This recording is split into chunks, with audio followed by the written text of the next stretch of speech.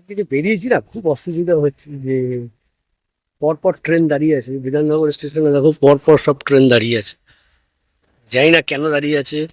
বলছে যে লাইনের কাজ হচ্ছে নাকি। লাইনের কাজ হচ্ছে তো এরকম ভাবে পরপর ট্রেন দাঁড়িয়ে আছে। এখন ট্রেন থেকে নেমে গেছে, ট্রেন থেকে না নেমে কি লাফ ফালতু দিয়ে কি হবে। ট্রেন থেকে নেমে এখন যাচ্ছি দেখেছি।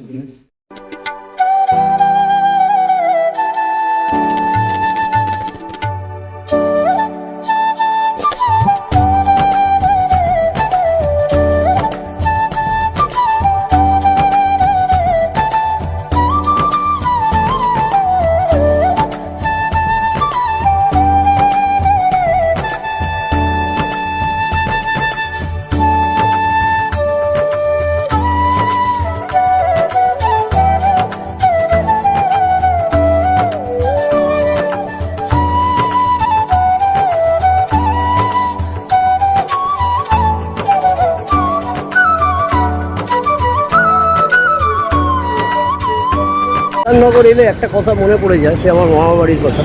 কিন্তু মামা বাড়িতে এখন আর কেউ থাকে না যেহেতু।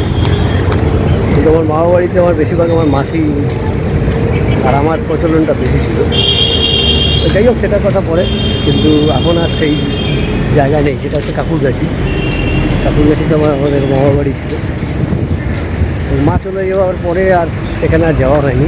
মারাও ওখানে, মামারাও ওখানে থাকে না, সবাই অন্য অন্য জায়গায় চলে গেছে। তো যাই হোক, যেই জায়গাটা এলে সেই পুরনো স্মৃতিগুলো মনে পড়ে, সেগুলি ভালো লাগে। আর ভালো লাগলেও কী করবো, তবে এগুলি কিছুই চেনা যায় না। যেখানে আমি এক সময় ছিলাম না, সেখানে এইসব কিছু চেনা যায় না এখন। আজ থেকে যেহেতু অনেক বছর আগেকার কথা, তাই জন্য কিচ্ছু চেনা যায় না, কিছু বোঝাও যায় না। তো যাই হোক, তো যে কাজে যাচ্ছি সেই কাজে আগে যাই, কাজটা করি। দেখো, রাস্তায় হেঁটে হেঁটে যাচ্ছি ঠিকই, কিন্তু খুব কষ্ট হচ্ছে গরমে। যেহেতু আজকে অতটা গরম নেই, তবু একটা ভ্যাপসা গরম আছে। কি ভ্যাপসা গরমটার জন্য খুবই গরম লাগছে, তাও হেঁটে হেঁটে যাচ্ছি। তো দেখি, এখন বাস ধরার কথা আছে। বাস না ধরলে এই গরমে হেঁটে হেঁটে যেতে পারছি না। তো এখানে খুব আগেই একটা বাস স্ট্যান্ড আছে, তো সেই বাস স্ট্যান্ডের ওখান দিয়ে যাব। তো বাস স্ট্যান্ডের ওখান দিয়ে বাস ধরবো। বাস ধরে তারপর আমাকে যেতে হবে ফুলবাগান। তো যাই হোক, এখন ফুলবাগানে যাওয়ার উদ্দেশ্যে এখান থেকে রওনা দিচ্ছি। তো দেই, ফুলবাগানে যাই।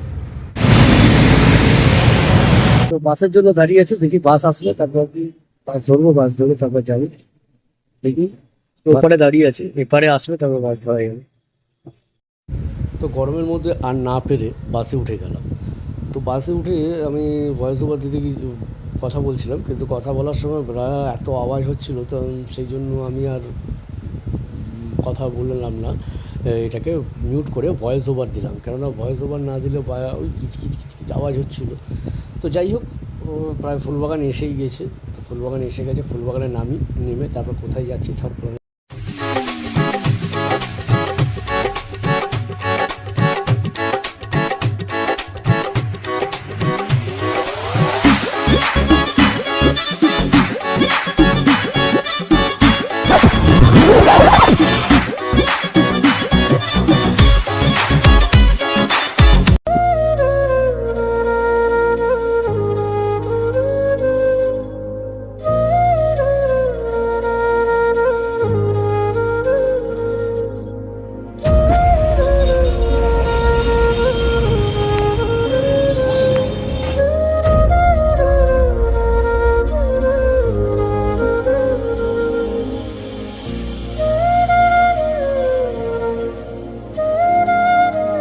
এখান থেকে ফুলবাগান থেকে বেশি দূর না, তাই জন্য আমি হেঁটে হেঁটেই চলে যাবো ভাবছি। আর ওখান থেকে অটো যায়, কিন্তু ওই অটোগুলো আবার কখন ছাড়বে না ছাড়বে, সেই জন্যই এখন হেঁটেই চলে যাই।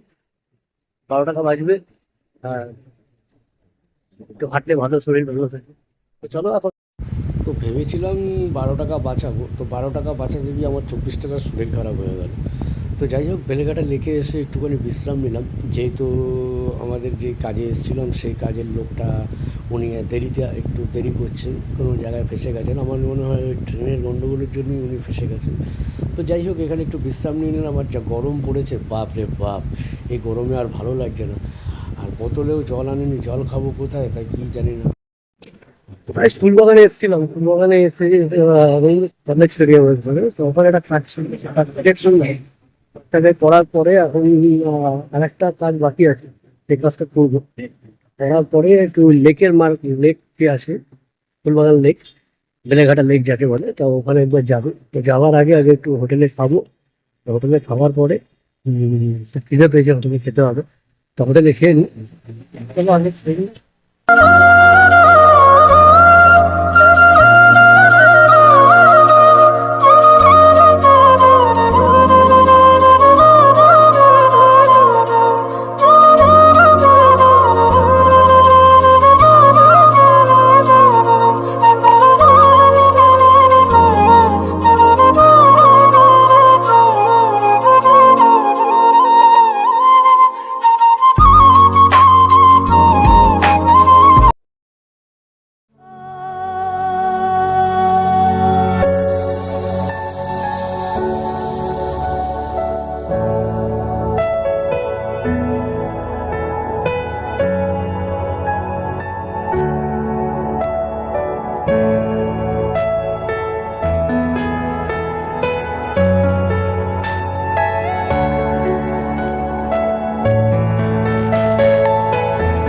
বেলেঘাটা লেকে এসেছিলাম, বেলেঘাটা লেকে এসে লেকের সামনে দেখি সবাই মাছ ধরছে। এই মাছ ধরাটা খুব ভালো ভালো লাগে, কিন্তু আমি মাছ ধরতে পারি না। যাই হোক, দাদা যাবো খুব ভোগাচ্ছে প্যাকগুলো।